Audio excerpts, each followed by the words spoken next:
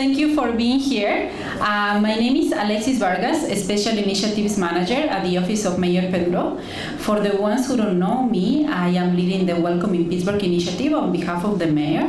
I really appreciate you being here because, you know, the weather outside invites you to get an ice cream right now and being at a park, but you're here because you care about your city, because you care about making this city more welcoming, more vibrant, and continue working to make this city more inclusive for everyone. So thank you so much.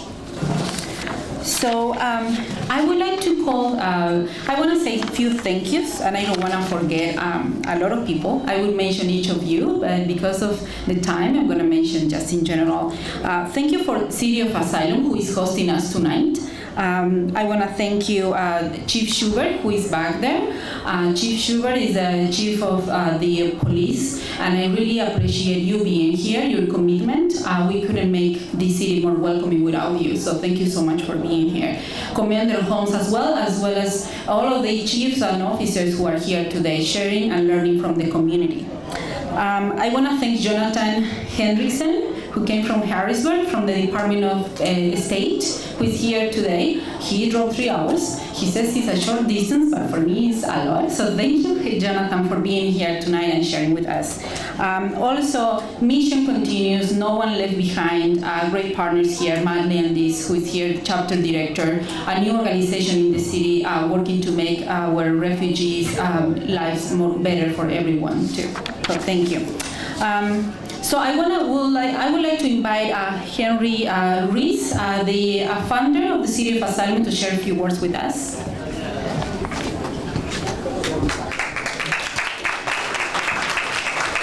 Welcome on behalf of the City of Asylum. Now that you know the way here, please come again. Consider this, if not your second home, at least your third home. We began to provide sanctuary to writers exiled under threat of persecution. We provide them a place to live, and the first place we provided to live was, if you look down the hallway here, you'll see a house with Chinese writing on it. And the first writer who we provided sanctuary to was a Chinese poet. And he had the idea of putting his poetry on the house, and he began to perform his poetry on the street. And if it hadn't been for him, we wouldn't have grown our program to what this building is today. It was the imagination of people coming into our community, waking us up to what was possible, and that engagement of making ourselves a better home together that led to this building. We now have provided homes and transition to great writers from many countries.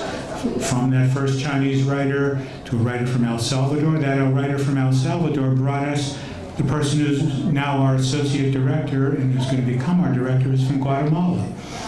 The third writer in our program was from Burma, a writer from Venezuela, a writer from Iran, a writer from Bangladesh, a writer from Syria, and the writers keep coming. We've had writers and musicians from 70 countries visit us, over 400 in this short period of time before we came into this building. So we're now doing programming in literature from other countries, jazz, movies, but people from all parts of the world, people from backgrounds that are quite different than our own, backgrounds like our own. We want you to feel that this is a place where you are welcome not just as individuals, but welcome for the full context of your cultural being, engaging with others and learning to cultural exchange in a deep way with the people of Pittsburgh. So welcome, thank you for coming, please come again.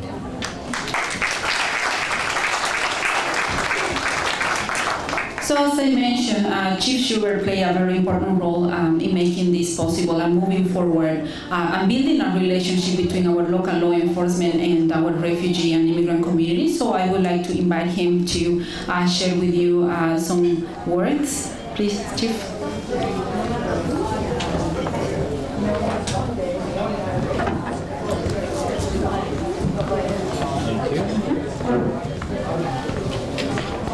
Thank you. This is the first time I've been in this place, and it's a really nice place. I've driven by it a number of times and never really thought what was inside. So maybe I'll take you up on your offer back there and stop in. And to the officers, thank you for coming out and being a part of this to see what this is really about.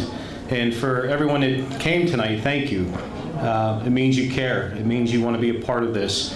And the Pittsburgh Police were committed to making a difference. When we get into law enforcement, this calling that we have, we do it because we want to make a difference in the lives of others. We want to protect people. We want to help people.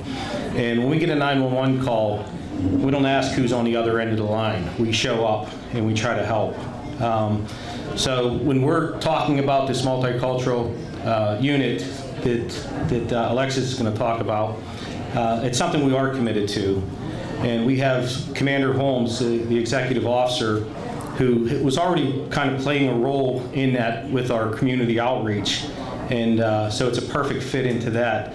But to ensure we're doing everything with the community, so you know that we're here. We can't live in a city where we have people afraid to call 911. People that are having a medical emergency, or a victim of a crime, or a witness of a crime, and failing to call because they're afraid. It does us no good for a city. So you have our commitment, and we're in this for the long haul. We want to do everything we can to make Pittsburgh safe. And we appreciate you coming tonight and look forward to meeting you after this conversation. All right?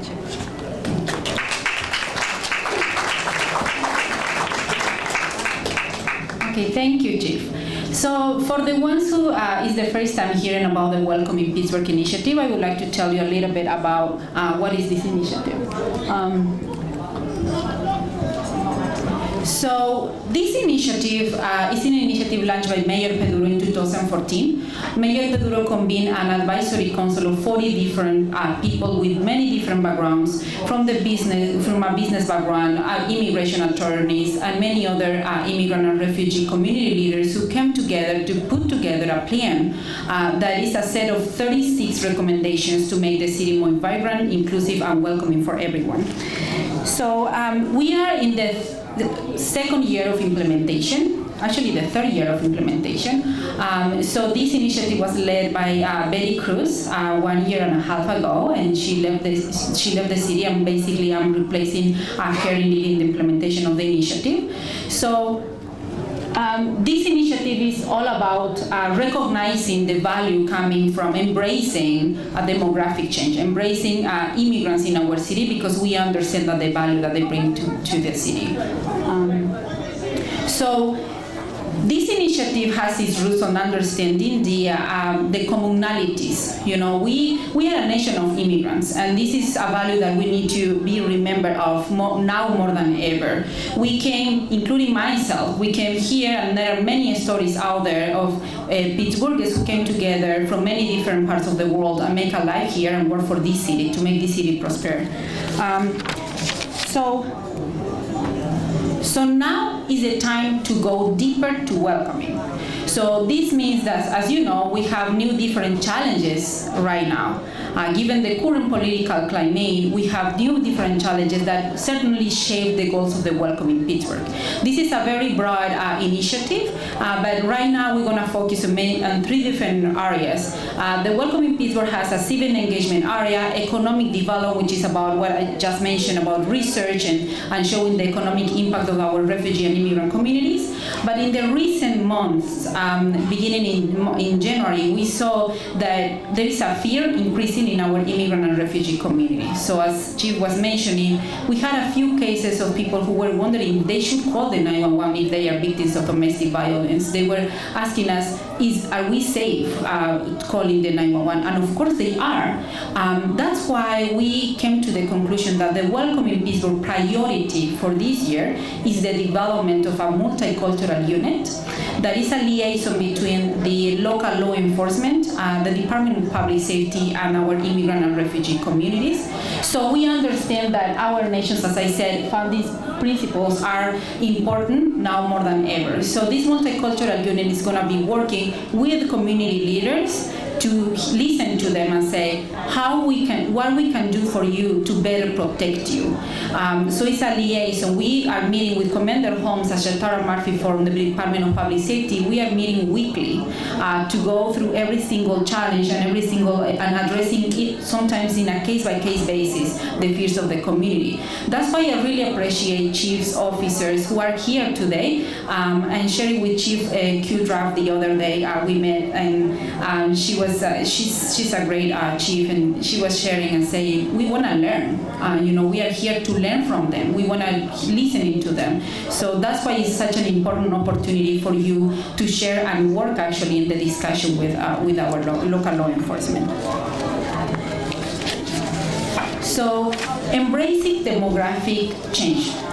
This is, from my perspective, this is improving. There is data, statistics that embracing demographic change is all about economic development. Embracing the idea of welcoming immigrants is not just human rights focus. It's about economic development. It's a strategy to succeed. It's a strategy to make the city more competitive. Across the state and across the nation, people are looking at us as an example to be a more welcoming place. So we are really proud of having this initiative, and we are really proud of moving forward the implementation and continue working with you.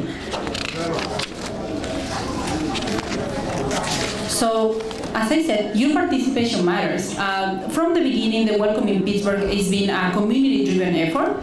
From the beginning, we had 40 people working on putting together the plan. They had over 6 different community meetings where people were sharing their thoughts and how they envision the city as a welcoming place. And tonight is the same. So as I mentioned, we're going to focus on how to build a relationship between our local law enforcement and our immigrants and refugee communities.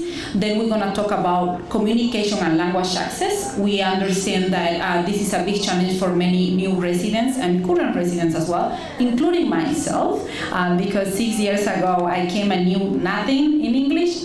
So I understand the value of putting in place policies and strategies to make the city more welcoming through language access. So we're going to share some thoughts on the issue maybe that the immigrants and refugee communities are facing when they have challenges in language access. So you're going to be sharing about what are your thoughts if your parents, maybe your relatives have experienced something that you would like to share, or what are your thoughts on that?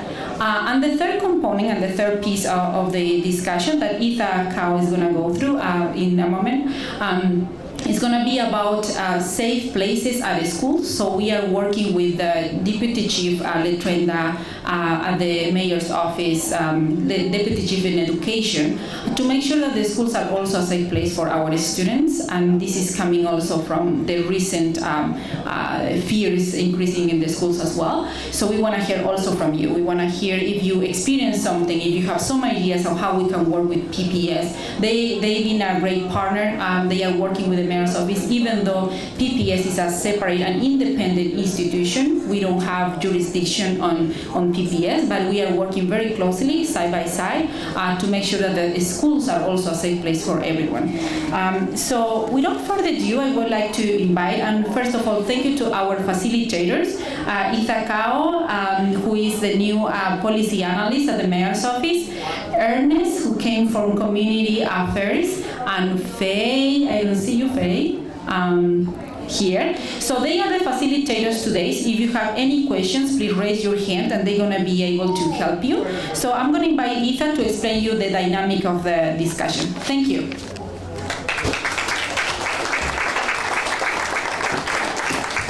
Thank you, Alexis. My name is Etha Kao. I'm a policy analyst for the Mayor's Office, and I am working with Alexis on the Welcoming Pittsburgh initiative. So right now you can see that you're seated purposefully into breakout groups. So what we're going to do is we're going to have 4 facilitators, 4 groups, and we'll have 3 sets of posters, and those will be covering 3 topics: the multicultural liaison unit, law enforcement, so basically building trust between law enforcement and the community they protect. And this will cover cross-cultural competence, interaction that the community has with the police, 911 calls, any concerns that the community has with that, driver's licenses, any questions or concerns, and the eligibility to become a police officer. So the next topic is the Communication and Language Access Plan. So that will cover contacting the City of Pittsburgh's Community Affairs Department, calling the 311 non-emergency line, obtaining a business permit, accessing housing, and navigating the City of Pittsburgh's website.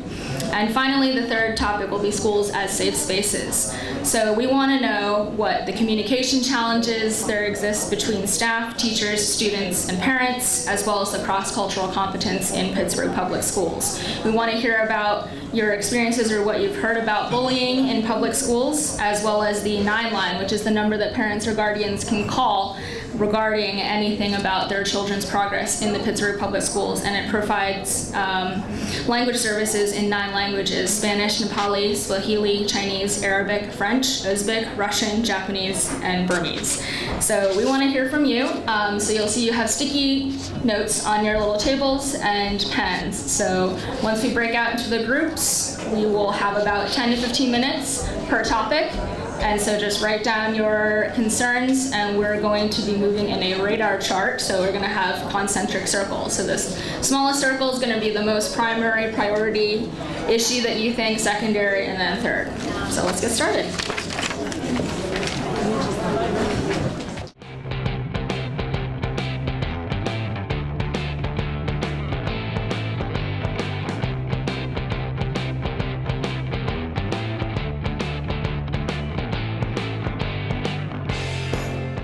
Hello everyone again. So the conversations around the room, I have to say, were just amazing. I am amazed by the interaction between our officers and our communities and learning from each other. It's just amazing. Thank you so much for being here. Thank you for staying the whole night. Thank you for sharing your thoughts. This is, what is the Welcome in Pittsburgh about? Being a very community-driven effort, hearing from you and learning from you. So thank you so much to each of you. So tonight, to close this evening, this beautiful evening, we're gonna call volunteers from each group to share their thoughts and kind of give a brief presentation on what is the main concerns in each group. So let's begin with group 1 back there. A volunteer. Come on up. All right, the first one we talked about were the schools and how interactions between the students are, and what we found to be where peer-to-peer programs will probably be the most positive thing for the kids, new kids coming into the schools, because we throw out an idea where there's a new child in school, and where if he's new to this country, he has no idea what's going on. If we were to not delegate, but if we were to have volunteers, or maybe someone who could reach out to those children to become a new friend to that kid in school, help his school experience stay positive, and help him learn and help build a successful future. Along with the school programs we spoke about, another thing that is a barrier in reality is the language barriers to new children coming to this school, and just in general in society, to where if there were programs built within the school system to where they constantly build on top of the basics, and to where it builds a foundation to be able to communicate with everyone in society, that would be a positive outcome, to where programs, a good one that we talked about were free language programs throughout the whole city, to where if they were to offer that, maybe through, someone said Goodwill was doing it for a while, and also the Carnegie Library was doing it for a while.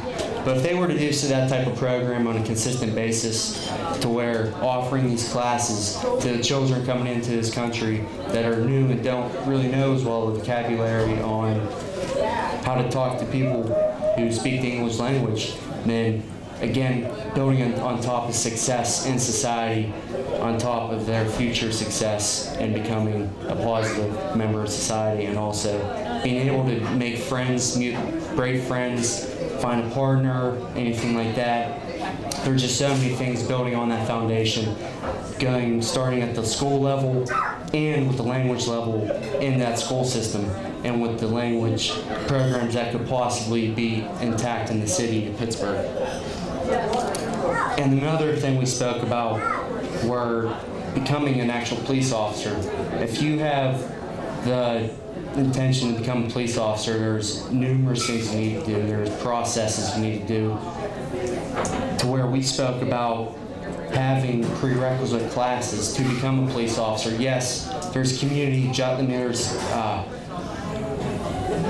there's justice classes in colleges and also high schools that offer that type of thing, but with the difference with the prerequisite classes, to where it would contribute to you possibly becoming employed by the city of Pittsburgh, or even maybe a municipality, anywhere in general, making it easier for these children coming in with their language barriers and with the schooling to help them build on top of that successful future, and to maybe even become a police officer if they so do so, or any other career.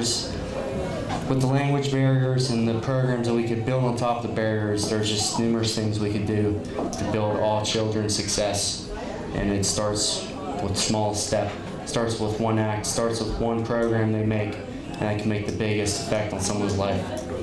So that's about the only thing that's it. Great. Thank you.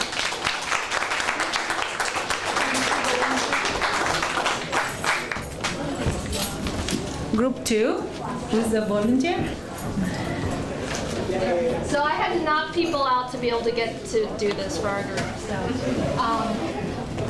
So let's start in the middle. So we talked about the 311 instead of 911, and people confusing people confusing the 311 non-emergencies with the 911, and what can be done in various different languages to educate people. We also talked about, with regard to housing, communications, improving communications with landlords regarding safety and health issues, and so that people, again, with language barriers can be assisted. The city website, make more translatable information in multiple languages, potentially. Some of the lesser spoken languages, but where we have kind of niche immigrant communities in Pittsburgh. And also multi-language legal education regarding housing rights. If people coming from other countries are subject to, cultural norms, and a lot of times they don't even realize that they have rights in landlord-tenant disputes, things like that.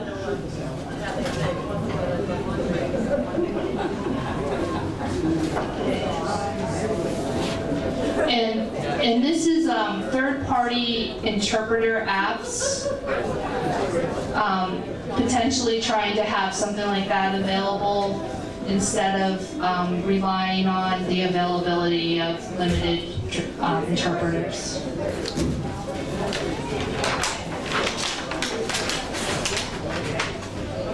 So we had some good dialogue about building trust between law enforcement and the communities. One of the things we discussed at length was eligibility to become a police officer, and we had quite a few officers in our group, so they went through the training, credits, different tests that have to be done, and ultimately it was decided if the immigrant doesn't yet have a real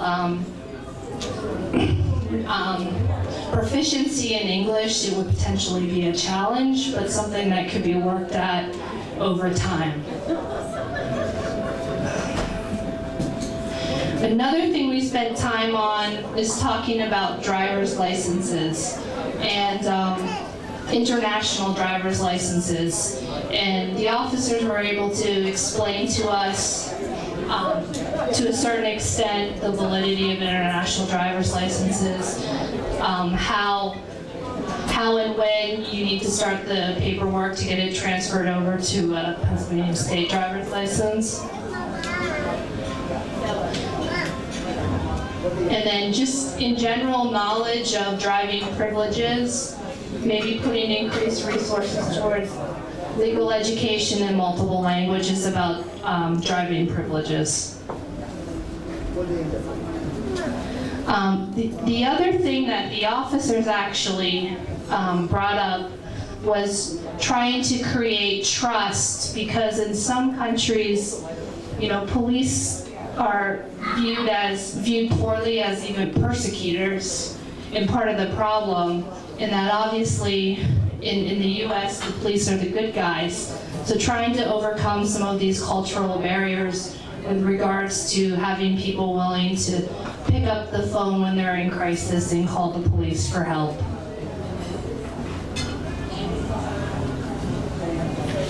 All right, I'm gonna go to the next one.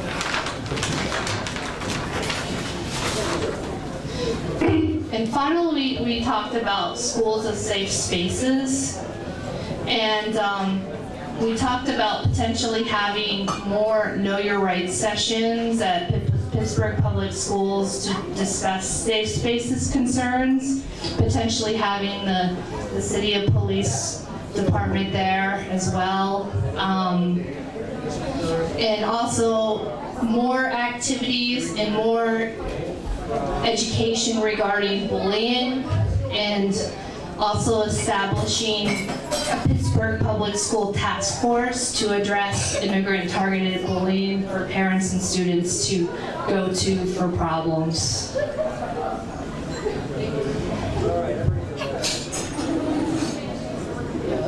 And with regard to this 9-line, a lot about kind of educating immigrant communities that it is available.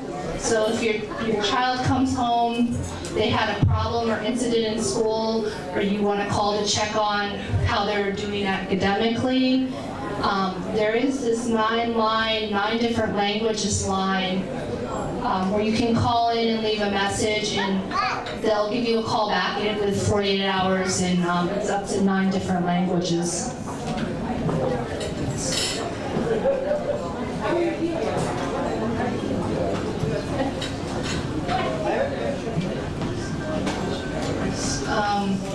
And just in general, more education regarding in schools overcoming language barriers and ability and trying to improve the ability of teachers to communicate with non-English speaking parents, especially, to have services available. And I think that's it. All right, for those of you who don't know me, I'm Officer Ryan Elliott. I work up in the Zone 1 station. Our group was fortunate enough to have participants that are actually part of the community that we're discussing tonight. So a lot of our answers come right from the people that are dealing with these problems to begin with. For our communication and language access chart, which I don't think we didn't notice that you shaped them like donuts, we picked up on that. Starting with the community affairs part, one of the big problems we had was that most people just don't even seem to know a lot of these programs exist. So obviously one of the first things we're going to have to do is just educate the people that need these programs that they're actually out there for their access. As far as business permits goes, one of our biggest points was supporting grants and funding to get started.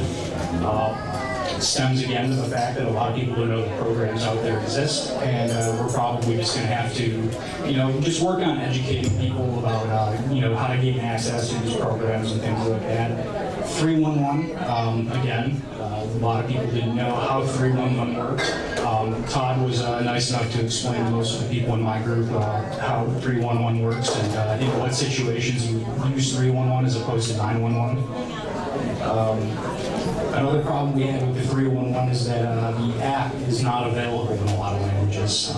That was, again, assured as far as the app is concerned and with the city website that these updates are going to be made soon. Apparently, would you say they're 5, 7 years outdated at this point. Yeah. All right, he was being honest, so we appreciate that. That's something that's going to have to be picked up pretty soon. All right, our next wheel for the building trust between law enforcement, which is obviously the reason that these are in the first place. We started with the cross-cultural competence, and one of the things was that the learning that to trust the police is very difficult for a lot of people that are from other parts of the world. Siraji was nice enough to explain to our group that he comes from a place where a lot of governmental authority figures use their power, and so when people come here, they tend to believe that, you know, governmental powers here work in the same way. So educating them to believe that we are here to help them is probably the most important step for law enforcement acceptance and, you know, working within the community. As far as eligibility to become a police officer, this one actually kind of surprised me because we all started speaking about, you know, what you need to do to become a police officer. The other groups kind of touched upon this. And one of the biggest issues that Siraji had was that he was worried about his acceptance within the police department, not necessarily, you know, getting his 60 credits, you know, working on U.S. citizenship, all the prerequisites to actually become a police officer. He was more concerned about actually being accepted within the department itself. So that's something that kind of struck me as a surprise, and that's something I think we can all work on as far as assuring him that he would be accepted. We do have a lot of foreign officers. We have an officer in Zone 4 from Ukraine. We have an officer in our narcotics division that is from Serbia. So it's definitely possible to you know, become a part of us. Driver's licenses, I think the other groups kind of touched on this mostly as far as the international driver's licenses, but I think one thing we can do on our end as police officers, we can educate everybody on what the terms and the accepted driver's licenses from other countries that you can actually use here. There is a list of the reciprocated driver's licenses from other countries, and if you were to access this list, you'd see that a good majority of them are on there, but obviously, you know, if you're from lesser known parts of the world, you know, Sierra Leone, you know, places like that, you might not have an acceptable driver's license here. 911 calls, pretty self-explanatory, but Siraji actually explained to our group that one of the hesitancies to actually use 911 is the fact that they are worried for not only backlash from the members of the community that they're reporting, but they're also worried about possible backlash from the police itself. And like I said earlier, he was talking about, you know, the members of his community being worried about police in their community from their original home countries being corrupt, and they're worried that we could possibly be the same way. So, you know, building trust is something that we're all going to have to work on in the future. All right, for schools as safe spaces, one of the things that we spoke about in the greatest depth was actually English language English as a second language for younger students. It is a program that exists, but like Siraji explained, we have different schools, right? Isn't that what you were saying? There's different schools for English as a second language. So it kind of defeats the purpose when they're trying to learn a second language when they're actually separated entirely to do so. I think that's something that maybe we can, you know, educate schools to possibly, you know, work on actually having like a class that doesn't just have a separated English second language, but maybe teach the students that already speak English as a first language to be a part of that as well. And I think that overall acceptance would be beneficial to both communities. Another thing we talked about was bullying, which you know, bullying is one of those issues where kids are always kind of concerned with what's different.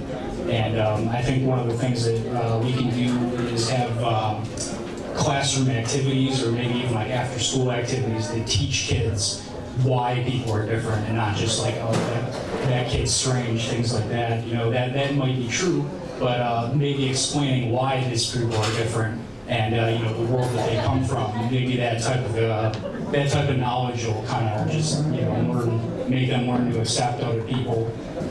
But as far as like all three of these are concerned, I think we pretty much came to the conclusion that ignorance is the enemy. And as long as we can, you know, work together both communities, all communities together, I think we can reach a point where, you know, the acceptance of each other is going to be the solution to all these problems. Would you agree with that, Siraji? Okay. Thank you. Hi everyone, I'm Kenny Chan. I'm a proud and happy Northside resident. I live like 3 blocks that way, so thanks for making this convenient. And I also especially appreciate the conversations that have been facilitated today, getting to hear a really wide variety of perspectives, and especially to have such a great law enforcement presence here as well, to hear their sides of the story and their concerns and all of those things is something that I haven't experienced before. So I appreciate that a lot. I'm just going to go off these notes and then you keep this up here as a prop. But starting with that multicultural liaison around law enforcement, you know, there's a clear sense of need.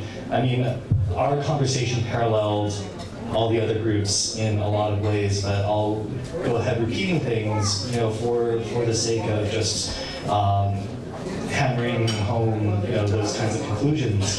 But clearly there are different kinds of local cultural elements that need to be looked at about how you know, our law enforcement as an organization interacts with different communities and how those communities in turn respond to their presence.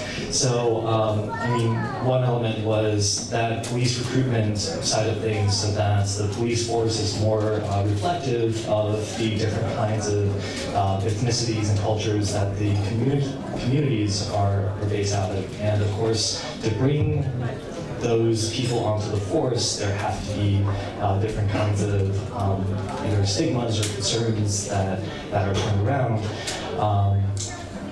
Part of that is to clarify the role of the police as public servants here, as opposed to the more militaristic types of roles that they might have served in other countries. And among the solutions that were proposed, I mean, at this point, there are so many cross-cultural events that are happening around the city, but a lot of times people don't know about those.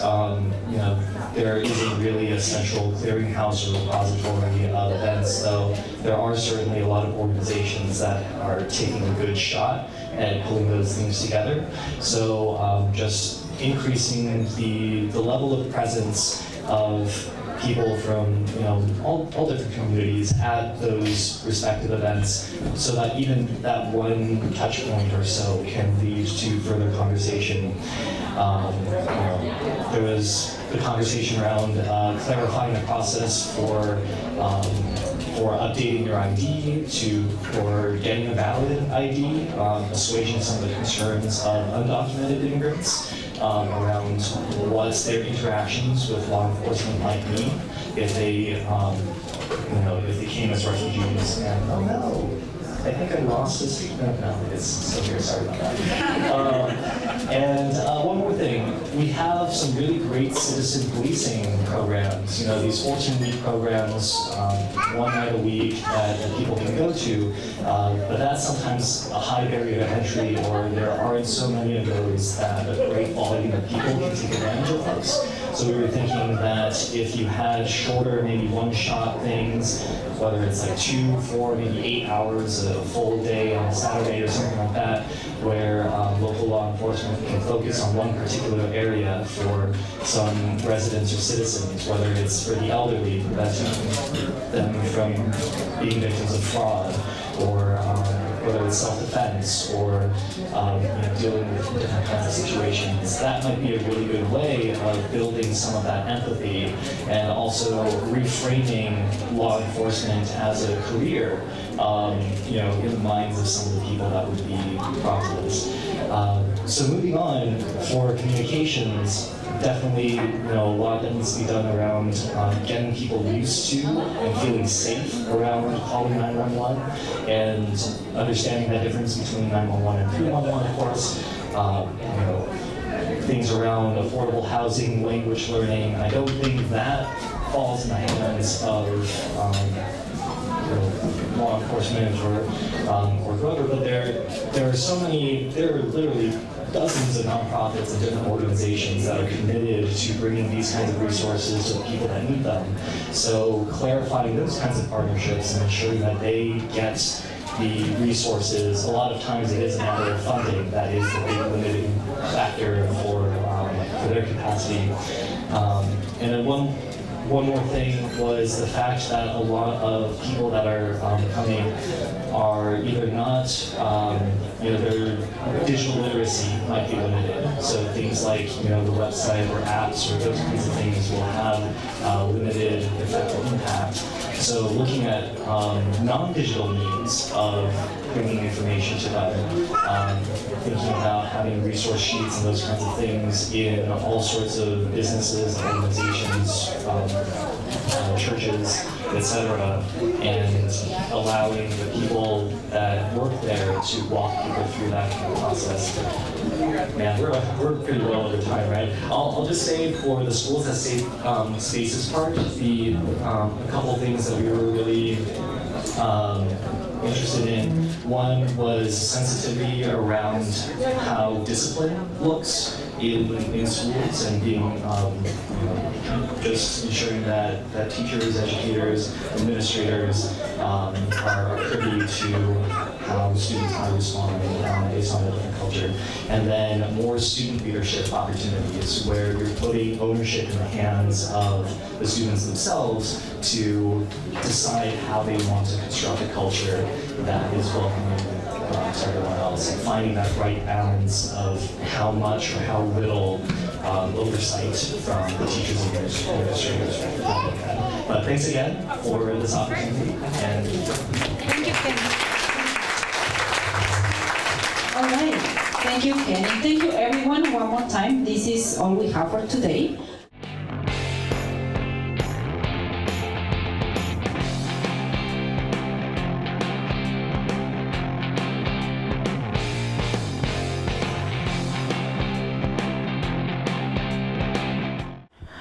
Buenas tardes, mi nombre es Isabel, pertenezco al grupo FURIA, que significa Fuerza Unida en Resistencia de Inmigrantes en Acción. Yo voy a hablar acerca de comunicación de acceso de lengua, pero antes queremos que haya leyes que conviertan a Pittsburgh en una ciudad santuario. Todo lo público debería ser bilingüe. Todos los servicios públicos deberían de estar disponibles sin importar el estatus legal, y que ojalá y nos pudieran dar la opción de tener una identificación de aquí de la ciudad, que no tenga, que podamos decir, que no especifique que de qué país venimos, simplemente sea una identificación de aquí del estado de Pittsburgh. So, well, I'm honored to be with this group, Furia. I'm also with the group called Answer Coalition. It's called, stands for Act Now to Stop War and End Racism.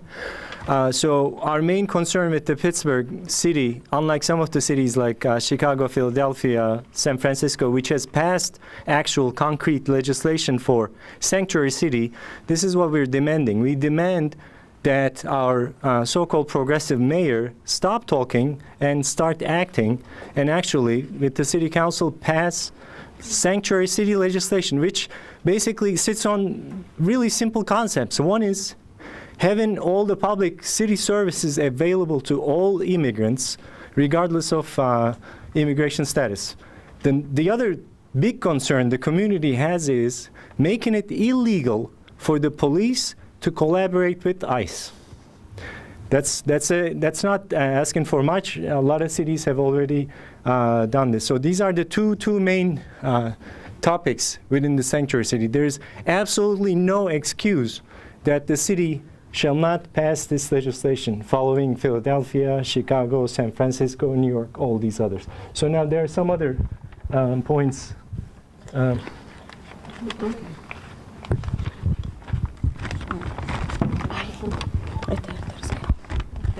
Sí.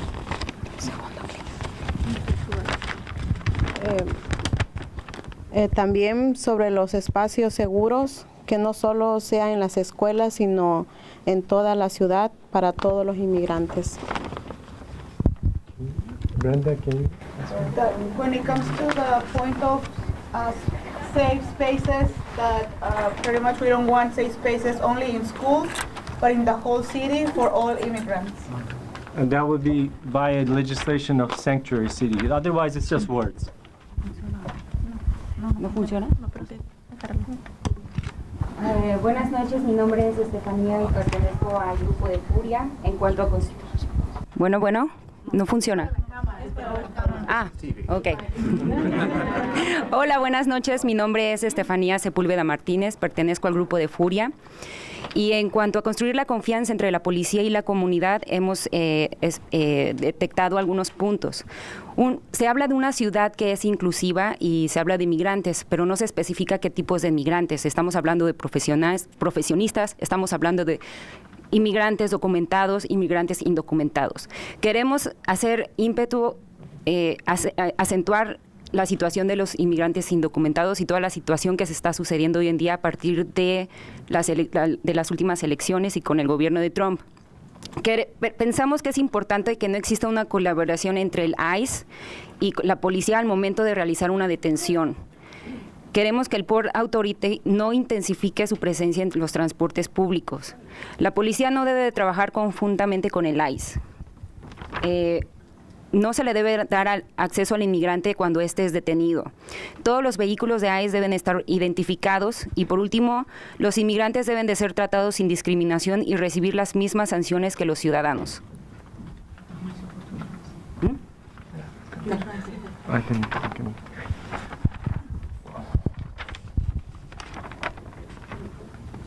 So one of the things that no detained person by the city shall be, like, ICE shall not be allowed access to any detained person by the city under any city agency. The ICE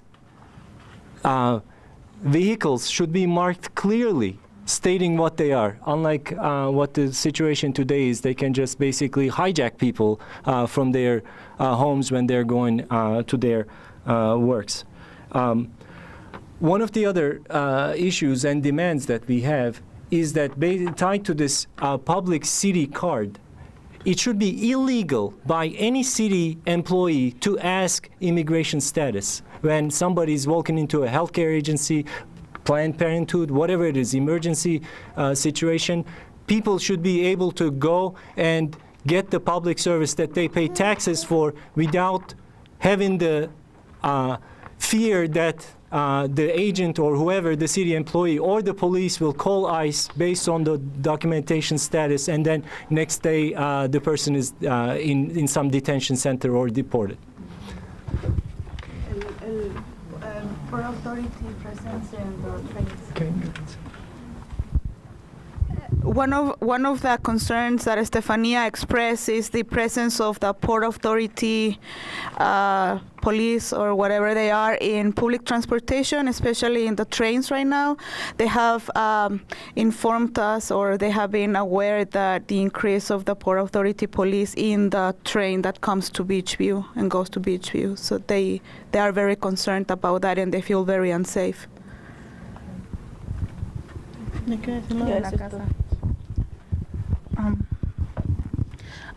Perdón. Una de las cosas que la chica dijo era de que quería Alexis dijo que quería que nosotros nos sintiéramos como en nuestra casa, pero no podemos sentirnos como en nuestra casa si al momento de salir a la calle tenemos que salir mirando a todos lados, si a cada ratito nos dan las noticias de que ya se llevaron a unos amigos, ya ICE agarró a amigos que van a trabajar, gente que se dedica a trabajar. Nosotros solo venimos a trabajar, queremos trabajar tranquilamente. Yo creo que como todos ustedes quieren darle algo mejor a sus hijos, nosotros también. Es lo único que queremos, algo tranquilo, darle lo mejor a nuestros hijos y trabajar tranquilamente. Solo queremos eso, no venimos a quitarle nada a nadie, solo queremos trabajar tranquilamente. Let me see if I can paraphrase that. she said that Alexis mentioned earlier that Pittsburgh, that everybody should be at home in Pittsburgh, but she's saying that not everybody feels at home, especially undocumented immigrants who are in fear all the time. They are afraid to leave their homes. They're always looking on their shoulders, checking to see if ICE is somewhere there to pick them up. For them to be afraid that some of their friends might be deported when they go home and they don't come back, because it has happened many times. Last week, 2 weeks ago, every time. That they only came here to work. They're good workers, and that they just want to provide the best for their families. Cuando se hizo la presentación, perdón, mi nombre es Fidelia, pertenezco a Furia, y ahorita que hizo la presentación todo se ve bonito, se escucha todo bonito, que nos protegen, que Pittsburgh da la bienvenida a los inmigrantes, a todos, que todos nos dan la bienvenida, pero últimamente ha habido muchos conocidos, familiares, amigos, vecinos que han sido deportados. Queremos que, así como se dice que Pittsburgh da la bienvenida a todos, nosotros contribuimos con nuestros impuestos, somos gente trabajadora, no somos delincuentes, no somos aliens, y queremos que, así como se dice que van a proteger y van a las ciudades, queremos hechos, no palabras. Queremos que lo que propuso, que se lleve a cabo realmente, que lo que dijo, que lo cumpla.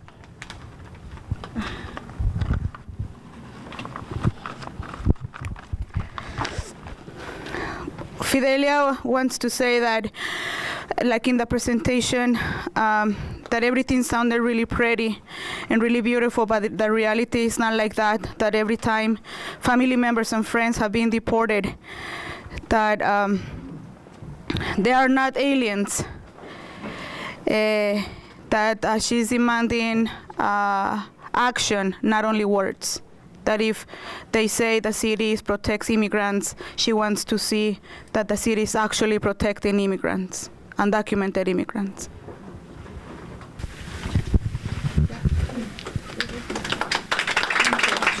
If you want to follow us, find Furia or find Answer Coalition, because this is a public campaign that we're initiating, and we're not going to stop until actual action is taken. Words are cheap, action is real. Otherwise, all this talk to us is hot air, nothing else. Someone has to tell the truth. Thank you. Group 2, Grupo 2 was you, right? Yeah. So you, Marie? Okay. And you are 3? Good evening. My name is Marion Lien. Let's see. Our group took a look at some of the particular areas that, let me see. Let me pull it up. Around, let's see, community affairs. For example, the one particular problem that we see is that while there seems to be an impasse, and so this impasse is that bridge of trust. So on the one hand, we have immigrant groups that are waiting, well, not even waiting, they don't even know that they can go and invite, the police officers to come in and talk to them. He's gonna translate for you. Yeah. Oh, sorry. Okay. Oh, okay.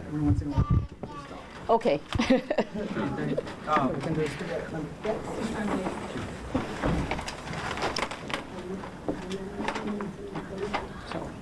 Sure. Ok, buenas. La primera parte que ella estaba comentando era que parte de los tópicos principales que estaban comentando era que había una falta de información acerca del acceso de la policía, que hay mucha gente de la comunidad que no sabe que pueden invitar a la policía a hablar con ellos. So that comes from backgrounds of, communities that come from areas that they distrust police, and so they don't even want to make that first move, as it were. On the other hand, we have our police officers waiting politely for that invitation, for that handout to come into these communities. So until that is resolved, that bridge of trust does not get built, and so that is of a concern. Sorry. También estaban comentando que hay un problema de confianza en términos de que muchos de los inmigrantes que llegan a la comunidad vienen de lugares donde la relación entre la policía y la comunidad no es necesariamente la mejor. Llegan a una ciudad como Pittsburgh, donde la relación con la policía es relativamente mejor de los lugares donde vienen, y entonces existe un punto de desconfianza en donde la policía está esperando que la comunidad se comunique con ellos, pero ellos no están acostumbrados a comunicarse con la policía. So we're looking forward to the community officers that will be going into the neighborhoods. So we think that that's a really good first step in those areas. So looking at business permits, we think that there hasn't been enough translated, if any, translated forms out there for these various communities. I know particularly, do you want to? Okay. So I know particularly with the Asian community, that has been one where they're just relying on each other to translate, and that only goes so far. Once translated, they often find the frustration of even just navigating the system. So having that as a resource to them would be great. Okay. Entonces, para completar la primera parte, estaba diciendo que lo que esperan es que haya una iniciativa de la policía en llegar a la comunidad en vez de esperar que la comunidad vaya a la policía. Después empezaron a tocar el tema de área de negocios. Estaban comentando que la gran mayoría de las formas que están disponibles para poder tener acceso a distintos tipos de permisos no están traducidos a otros idiomas que no sean el inglés. Ella decía que en particular de la comunidad de Asia, ella sabe que la comunidad se ayuda entre sí a traducir los distintos documentos, pero que a pesar de que tienen ese paso y se ayudan entre la comunidad, al final del día los miembros tienen problemas navegando el sistema una vez que quieren obtener los permisos. And so the city website, we understand, has a Google Translate function. The one thing that we want to caution is that some languages, particularly in Asian languages, with Google Translate does not necessarily mean that it's translated properly, nor is it accurately. So that's the one thing that we want to make sure that the city understands, that even though there's a Google Translate function, that I really caution that there is someone also taking a look to see that once it's translated, is it really the intended message that is supposed to get across. Otro tema que estaban comentando es que en términos de la página web oficial de la ciudad existe el recurso de poder traducir de manera automática usando Google Translate, pero que no necesariamente ese servicio es eficiente. Entonces muchas veces, por ejemplo, con idiomas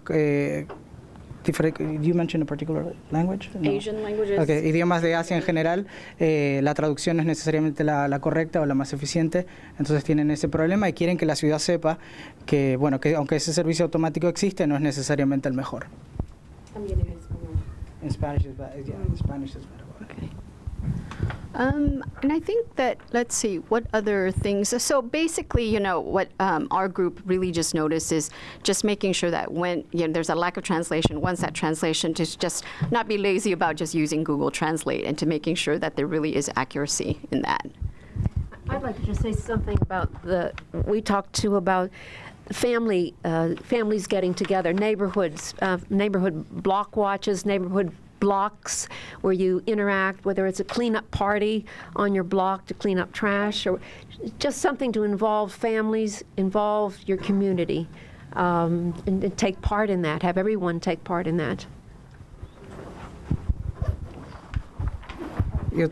También estaban comentando como parte del grupo que quisieran que se viera más envolvimiento de la comunidad en participaciones comunitarias. Los ejemplos que ella dio fue, por ejemplo, limpieza del barrio, actividades de familia en que las comunidades puedan compartir. Just the last one for the 311 that I think quite a few of the communities don't even know that as a resource out there. So whether it is when we do the outreach that it is in those particular languages, but then also maybe just making sure reaching out to the leadership of those particular communities and letting them ensure that they have a way to then broadcast out that this is a resource. Entonces, que no solamente es importante poder dar acceso a estos recursos en los idiomas que sean pertinentes, también es importante comunicarse con los líderes comunitarios para que sepan que estos recursos están disponibles y para que sean ellos los que puedan comunicar a su comunidad que tienen acceso a algunos de los servicios que la comunidad en general desconoce. Thank you very much. Back to you. Thank you.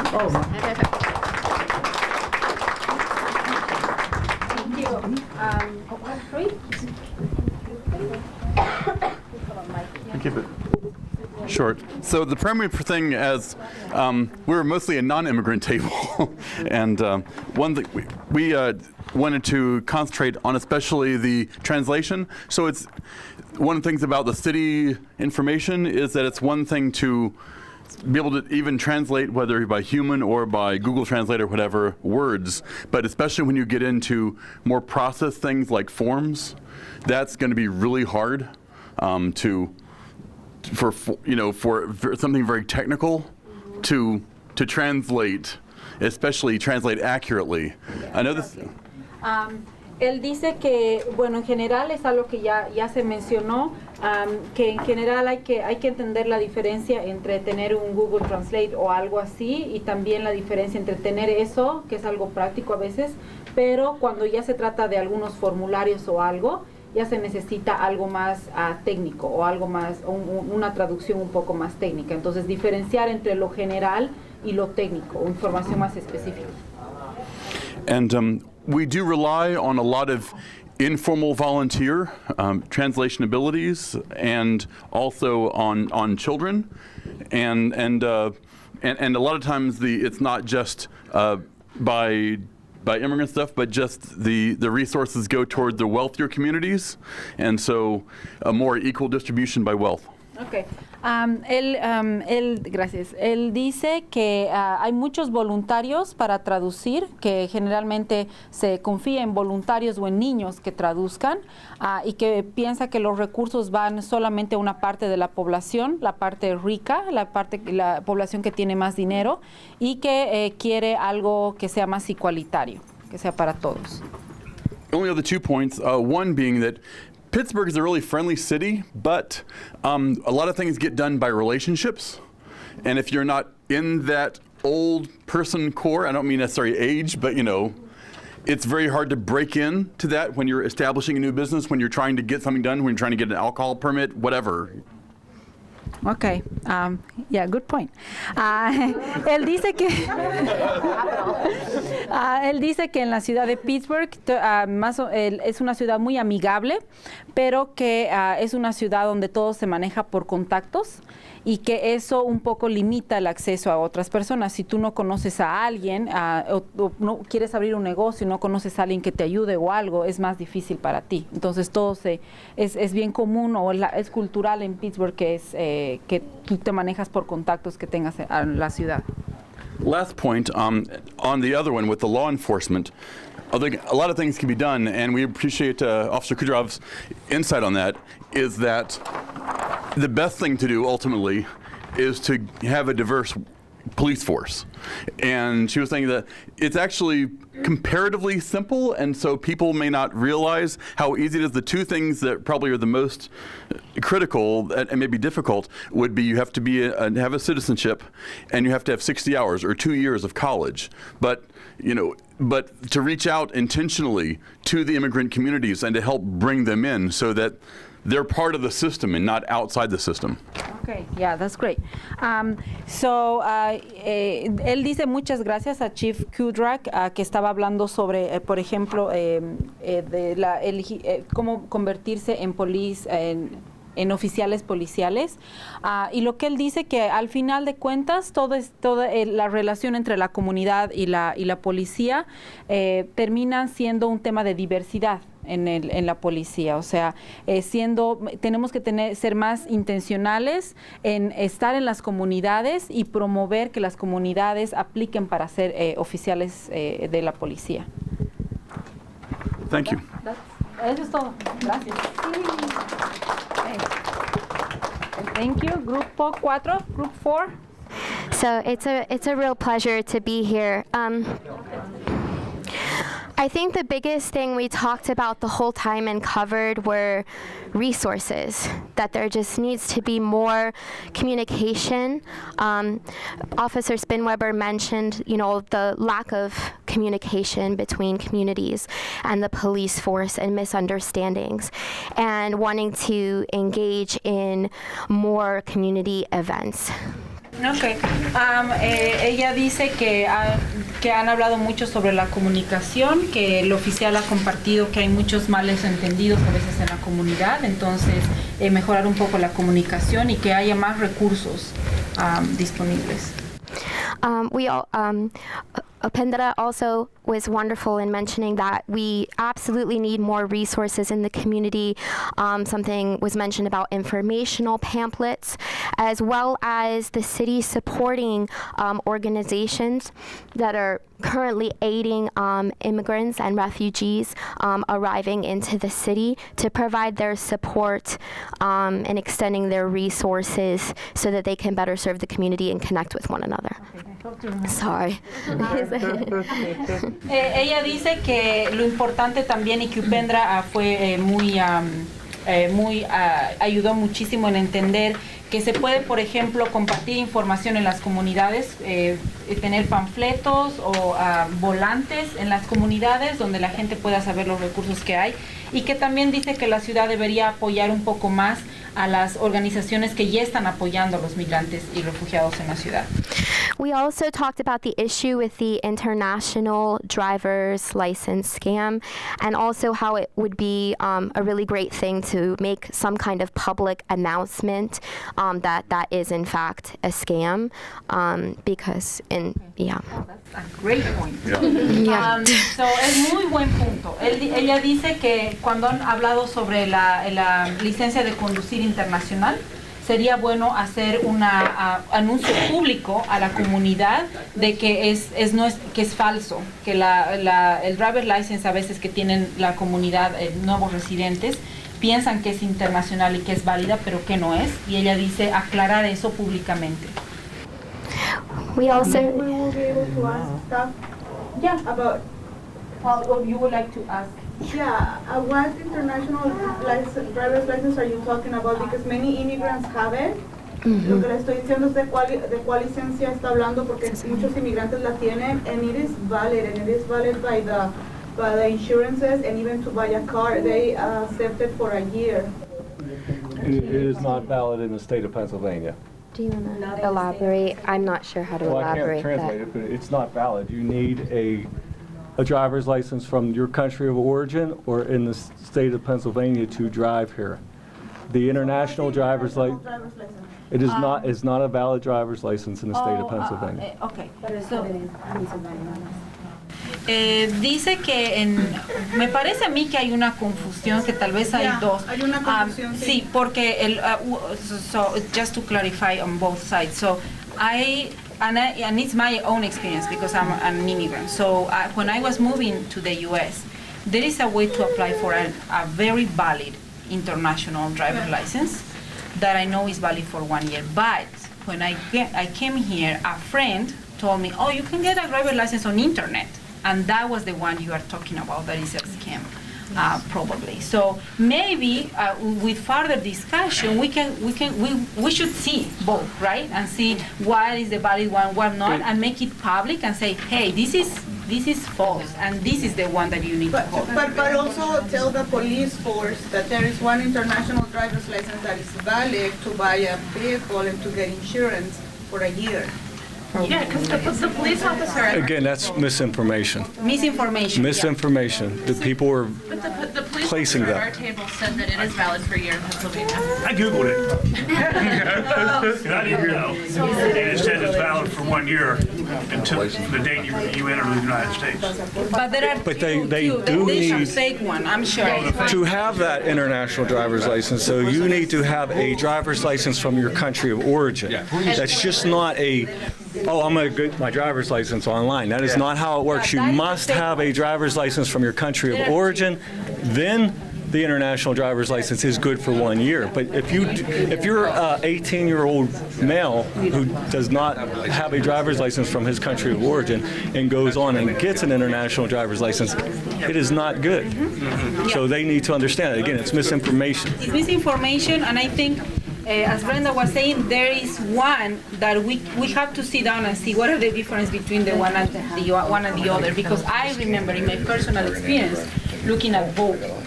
One that is legal and is, a very, it's an international driver's license that I can apply to. And when I came here, there was one on the internet that you can fill out and send your picture, and you want to get it like for $40 or something. That would be the fake one that the officer is sharing about. So we will continue that, and it's good that this point is brought up so we can further discuss. Thank you. Okay, thank you. Thanks. Grupo 5. Do you have a translator there? Or? Yes. Disculpen, si hablo en español, enfoca en lo que estoy diciendo porque realmente no soy muy buena para interpretar de manera consecutiva y tengo que hacerlo simultáneamente. She was just saying that she's going to interpret simultaneously as I'm speaking because that's how she's used to doing it. Our table focused heavily on law enforcement, on that poster.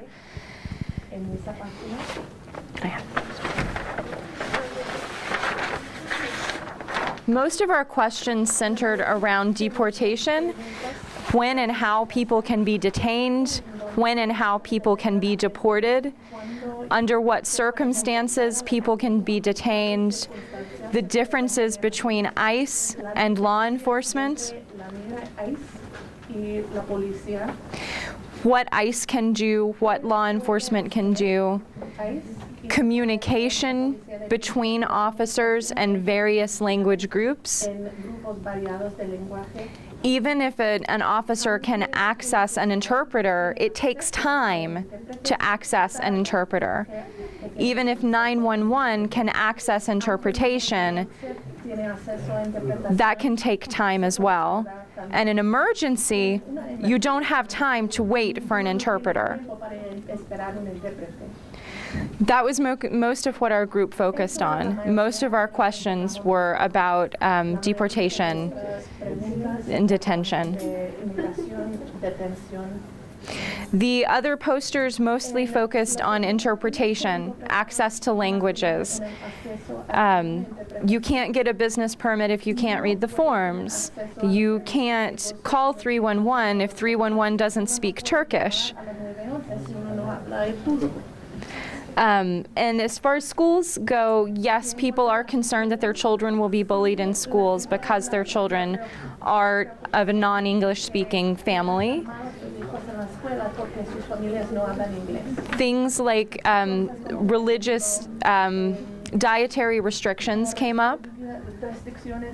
How can a school guarantee that the diet is being followed?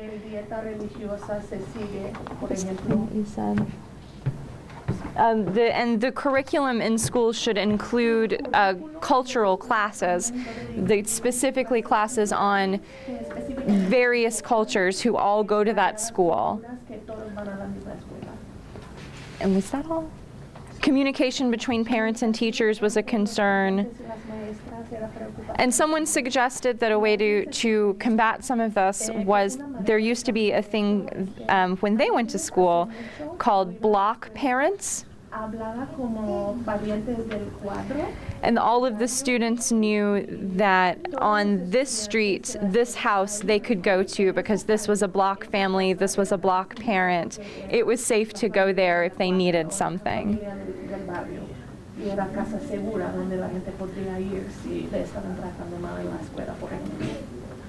I miss anything? Can I bring up the thing that we were talking about with another thing that people brought up is, even though Pittsburgh has all of these really wonderful ideas about being a sanctuary city, thanks. Even though Pittsburgh has all of these really great ideas about being a sanctuary city and, rules in place to not communicate with ICE, for example, I think there's still a lot of mistrust because what if an individual officer, for example, doesn't agree with that policy. That's correct. Pittsburgh is not a sanctuary city, and the collaboration between police and ICE is not illegal as we speak. So let's not reinforce that. Well, I think I said that the idea is there, but what if an individual police officer doesn't agree with it? He should be liable. So, and so that was one of this is one of the questions that our table had. You know, how can people really trust that the police aren't going to detain somebody, you know, even though we have these sort of ideas in place? So, otra pregunta o otra preocupación que tenía en nuestra mesa es que, aunque tenemos las ideas que Pittsburgh es una ciudad que da el bienvenido de todo el mundo, ¿qué pasa si un policía, por ejemplo, no está de acuerdo? O sea, ¿va a llamar a la migra de todas maneras? ¿O cómo es que la gente puede realmente y confiar que están seguros cuando vayan a la comunidad? So that's all. The last thing I just wanted to make sure that we said was that one of the people at our table brought up that they think that it would be impossible to understand their culture within the schools or within the city or within the police department, and that's something that they worry about all the time. That's all. That was us. That's all. The first thing we want to talk about is access to information regarding communication in general. I'll first read them in English and then I'll interpret them in Spanish. There's a general idea that the community as a whole, not necessarily the immigrant community, is not aware about the services provided by the city or the county, including the service of 311. There's a general lack of knowledge whether the city or the county provides services in other languages other than English. There's a worry in general about lack of advertising regarding any or all of the services provided by the city in general. And there's also a sort of the idea that there are difference between the rights and responsibilities of us as immigrants in the city, as they might be different from the ones of our place of origin. So what are the things that I could ask from the city of Pittsburgh, because they might be different than what I could ask back in the home country. En español, básicamente, hay un cierto desconocimiento de los servicios ofrecidos por el condado y por la ciudad, incluyendo el servicio de 311. Hay un desconocimiento acerca del acceso multilingüe a recursos de la ciudad y del condado. Se espera que haya mayor publicidad para el acceso a estos servicios, incluyendo en otros idiomas, y hay una falta de información en general acerca de las diferencias entre los derechos y responsabilidades de los inmigrantes en comparación de nuestro lugar de origen y la ciudad de Pittsburgh. Then we're talking about school as safe spaces. In general, we would like to get more information about resources for parents in the schools, for the children of immigrants. There is a certain generic fear that ICE might take parents from their houses while the kids are in school. Those are the main two worries regarding the school.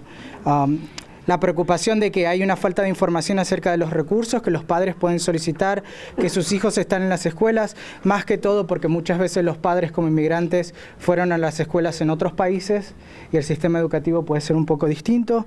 También hay miedo de que inmigraciones vayan a las casas de los padres mientras los niños están en las escuelas y se los lleven en alguna redada. And then, of course, I forgot. And then they will also like to get more information and cooperation from school officials regarding bullying on children of immigrants, because they're immigrants. Y una situación de problemas que a veces en las escuelas los niños sufren de acoso por ser inmigrantes, por hablar otro idioma, etc. Y les gustaría mayor cooperación de oficiales escolares para poder resolver ese problema. Then regarding the issue about law enforcement, there's a general mistrust of, there's a word of a general mistrust of law enforcement, not necessarily about the police, just in general. There seems to be a little confusion between what the police is and what ICE is, and what are the roles of the two different groups regarding things like going to houses, the kind of questions they can ask, the kind of documents they can request. Sometimes there are little doubts, even though the policy is that the police will not call immigration or ICE. There's still some doubts regarding whether that is true or not. They are happy that 911 provides services of interpretation. There have been some people in the table that mentioned that they have received those services in their own languages. There's a generic fear of deportation, but one thing they said, let me try to translate as properly as I can, there's somewhat a fear that the personal prejudice of law enforcement official go beyond the public policy. Okay. Okay. So let me then say in Spanish. Hay una falta de confianza en general con las fuerzas uniformadas, no necesariamente con la policía. A veces hay cierta confusión entre lo que representa la policía local y ICE, cuáles son los distintos roles, qué tipos de documentos pueden pedir, qué tipo de información pueden pedir. Hay cierta duda con respecto a los reportes de la policía de inmigrantes, aunque hay una política pública que la policía no lo va a hacer, hay ciertos miembros de la comunidad que lo dudan. Están contentos de que el servicio de 911 provee servicios de interpretación en distintos idiomas. Hay un miedo en general a deportación y hay un miedo en general a que los prejuicios personales de ciertos oficiales de la ley vayan por encima de la política pública de la ciudad o el condado. That's about it. Thank you. For today. Thank you for your participation. So we run out of time. Thank you so much. This has been like a great conversation, and with Mayor Pedro, we're going to review your concerns. And we are here to serve you, and we want to serve you. That's why we are here.